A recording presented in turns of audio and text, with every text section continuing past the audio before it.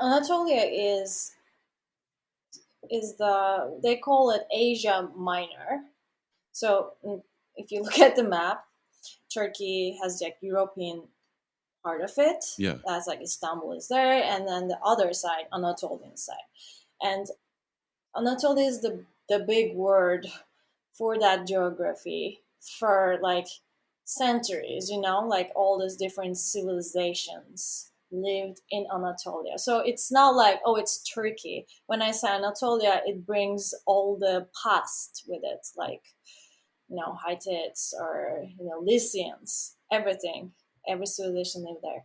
So, and it's like layer by layer, in Turkish music, you can see all these cultures coming together. So it's not really Turkish in a sense, too. It's a mixture. So in my music, when I start writing and I hear something that's familiar, a tune, maybe it's the scales I used or some mood, I don't know. And it feels like you said, it feels like home to me. And did I hear this tune somewhere? I Yeah. sometimes feel like this, but I cannot find what that was. It's like a dream. So then I realized, oh, this is like from my like a mother language type of thing that comes out. Yeah, or like it could sound a little bit like Greek music. That's also part of Anatolian music when you think so. Then it's also home. Yeah, like that. I mean, is this ever something that you like sit down and plan out? I mean, we kind of just talked about that, but is it that you only ever realize this after the fact, or do you sit down and say, okay, I want this to reflect Turkey in some way, or Anatolia? No, it's always after I write the music. And this is like the same for every time I sit down, I improvise, and that's it. Like whatever comes from that improvisation, then I work on it. So music comes first, not the story Yeah. or the theme. Yeah.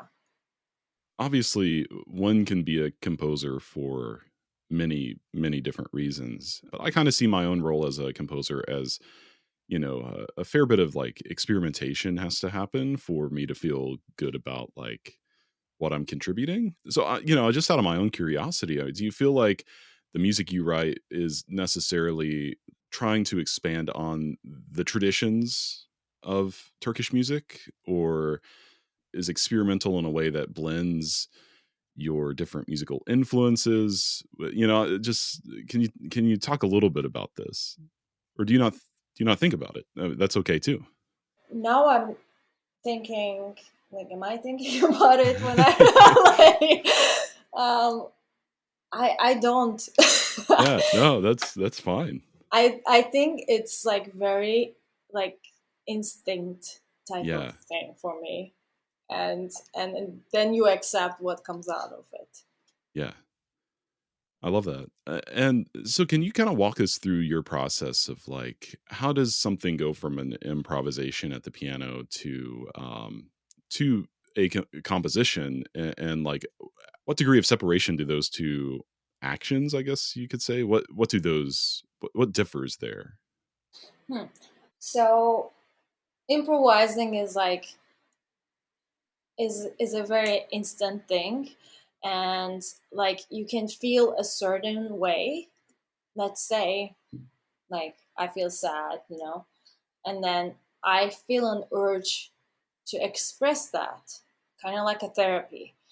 And I sit down at the piano, something comes out, and I always record these things. Yeah. And then when I feel like there's like a certain thing I got in that moment, and I'm like really into it, then I try to improve that idea on the computer. Sit down, start notating it, and as I notate, a new ideas start coming up, and then it takes a form. This this is basically what I do every time. sometimes, like with this, I told you, this new job, like I have to write something in a certain time, Yeah. and it's like it has to be a certain style. Then I need to sit down and like I start improvising just a little, just create some spark going on to get an Hmm. idea, Yeah. and then I work on it. It's like looking for ideas. You start writing something, it didn't work, and then I write something else, didn't work, and then like a puzzle, put pieces together, and then you have the piece. But personally, I love when it comes with like an easier inspiration. Like you can improvise the whole thing once. That's amazing. Then that piece is in the right place. Yeah.